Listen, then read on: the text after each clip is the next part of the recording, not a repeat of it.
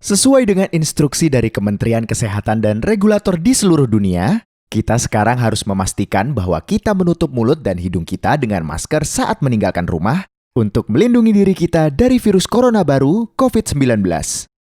Di sini kita akan mengenal jenis-jenis masker wajah yang paling umum tersedia di pasaran dan belajar tentang pro dan kontra serta informasi penting lainnya.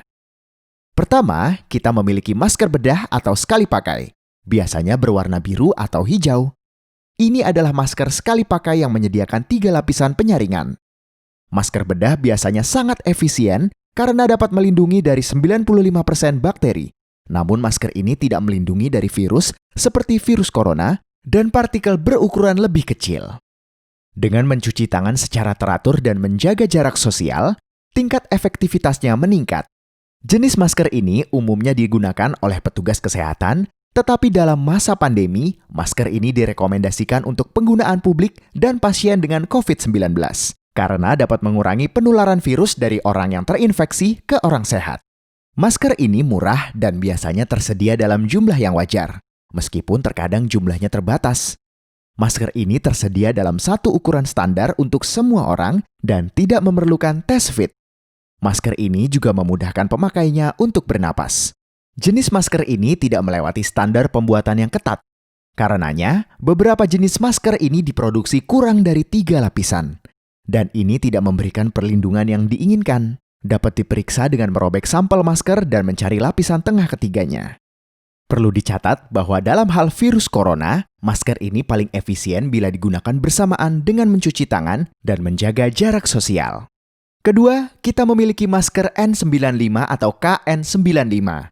Sekali lagi, ini adalah masker sekali pakai, tetapi pada saat krisis masker ini dapat digunakan lebih dari sekali asalkan bagian depan masker tidak tersentuh demi mengurangi penyebaran mikroba.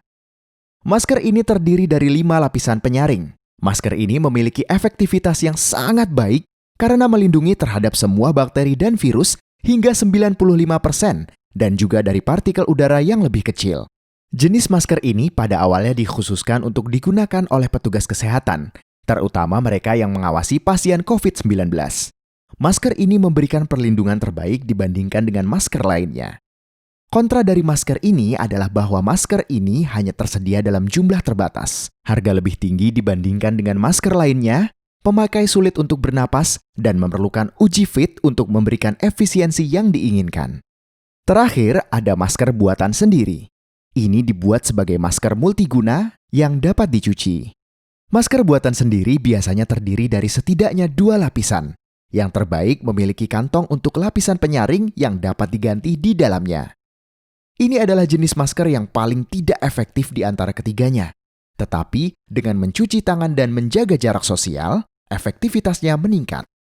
Kelebihannya adalah ketersediaannya berlimpah, dapat dijahit, dan dapat dibuat di rumah.